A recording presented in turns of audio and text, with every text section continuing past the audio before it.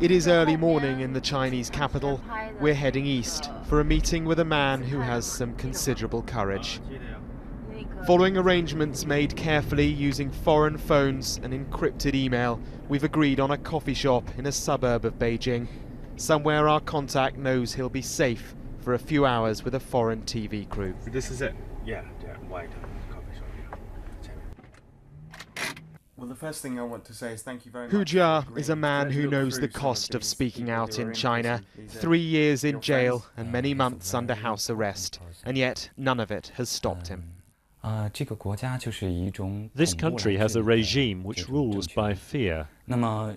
Citizens are surrounded by a wall of fear, unable to express themselves. It's like one big prison. I don't want to be inside a prison. I want to be a free man. You seem to know all of them. Every one of these people has been detained since March, swept up in a crackdown on what the government here calls rumour mongering. Men and women who have spoken out against corruption, they've called for free speech, and they've dared to criticise the Communist Party. Hu Jia smiles at some faces. He's clearly moved by others. A good friend of mine, Xu Zhiyong. This is Xu Zhiyong. He is a lawyer and was a lecturer at a Beijing university.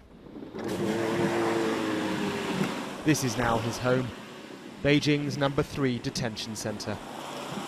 Well, Xu Zhiyong's been inside here now since July the 16th. His crime is gathering crowds to disturb the public order.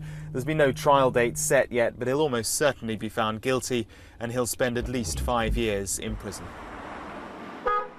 Our requests for access to him were declined.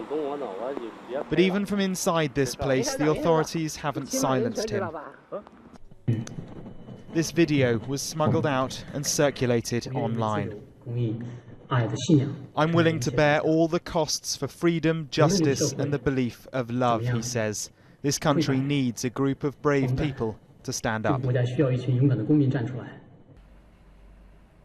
And the internet is the big threat to the government. Among those locked up are personalities on China's version of Twitter. They're now silenced from expressing their views to the millions who follow them. It's hard to believe, looking at these, that China wants to become part of the UN Human Rights Council. We want to stop it. We must stop it. I think the Chinese Communist government are the same as the former Soviet Union, even the same as the German Nazi Party. Allowing China to become a member of the UN Human Rights Council is like making an executioner a judge. That's ridiculous. You can see the barbed wire. The crackdown will continue. The government's made no secret of that, but so it seems will the dissent. Detention centres like this could fill up fast. Mark Stone, Sky News in Beijing.